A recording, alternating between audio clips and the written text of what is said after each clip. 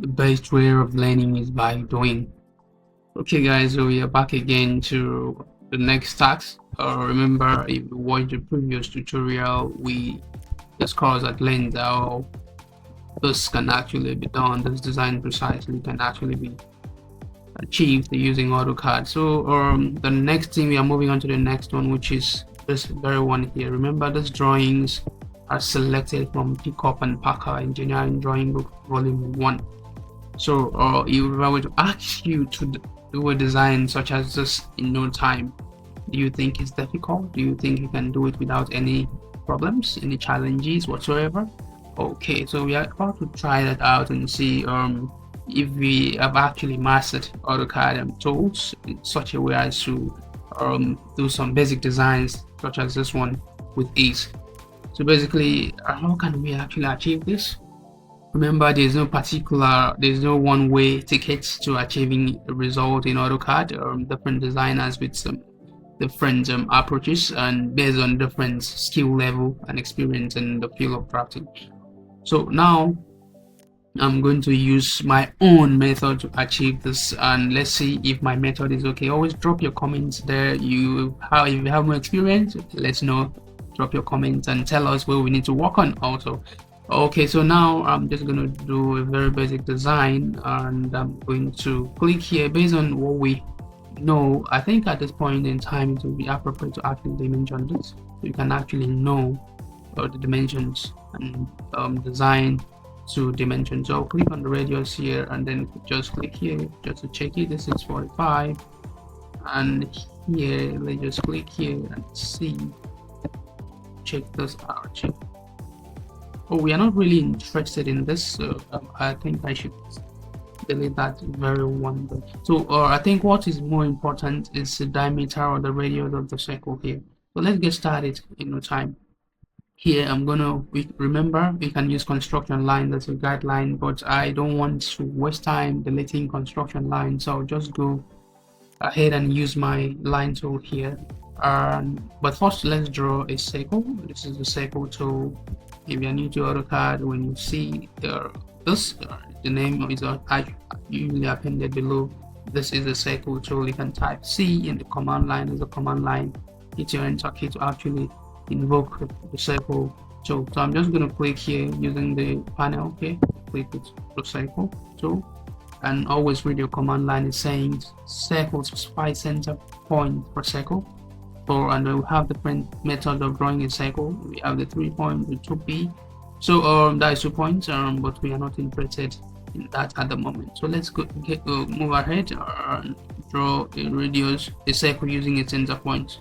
So what is the radius of our circle? The radius is 45. So just click here and type 45, and that is that. Remember, we are trying to duplicate this drawing here.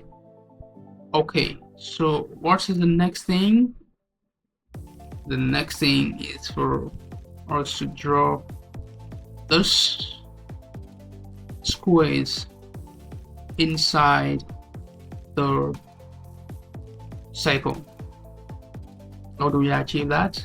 Then at this point we have to define a quadrant. Use your X line, your line rather, and then from here you see I can trace the center of the circle. Now what is actually responsible for this?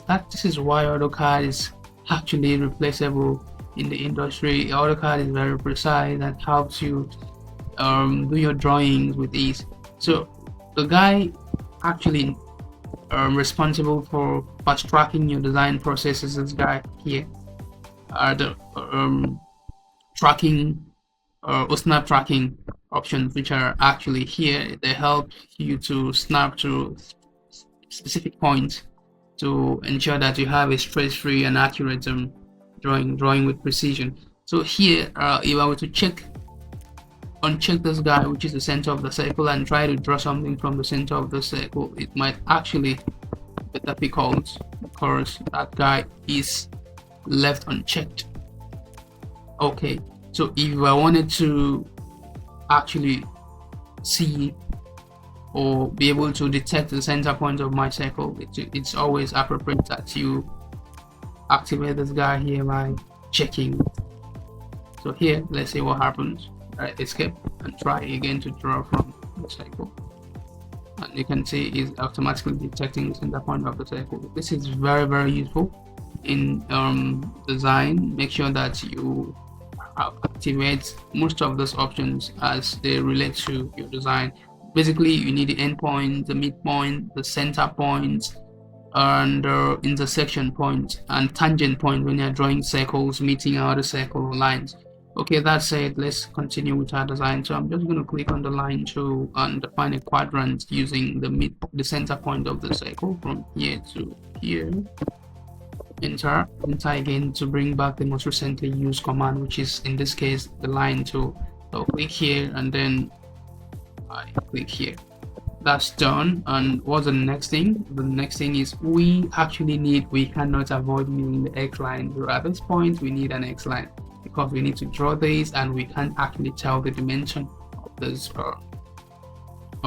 rectangle inside of it with an offset.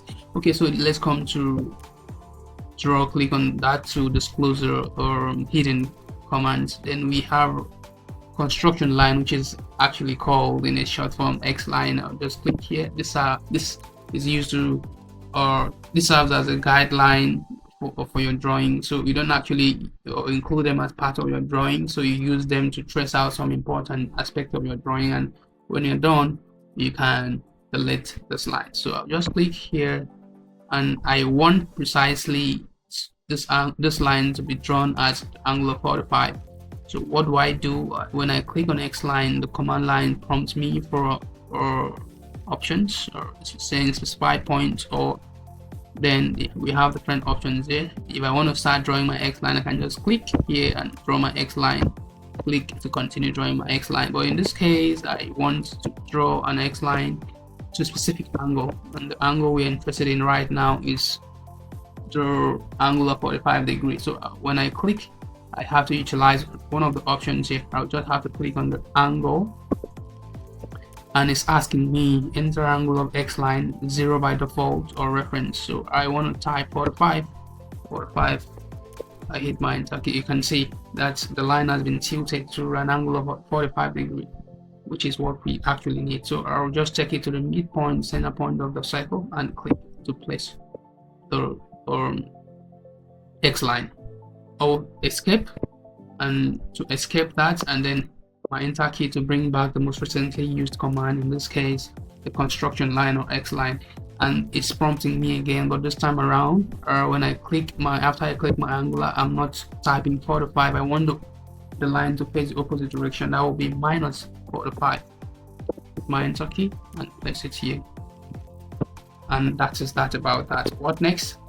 Okay, so the width of this band is actually 6 based on the instructions or specifications from engineering drawing Packer book 1. So I'm just going to follow that instruction. So if you don't have the book, please feel free to reach out, or can always make a copy available to you. So here I'm going to click on this P line, and then I'll start from here, here, and then I can type C to close, or manually just click to end it, hit my enter key to finish the drawing. Then the next thing I'm going to do is I want to offset this line, and the bandwidth, this is the band we're actually drawing, should be 6. So click here and offset tool, and always read instructions by offset the sun. So through 15. So what we actually need here is 6. So type 6, enter, and then click offset in that particular order. And the next thing too, we need to draw a line here to here, it's down,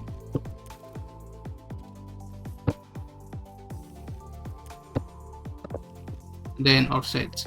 So basically I would have just drawn everything and then offset everything at the same time, but I just want to show you how this is done one step at a time.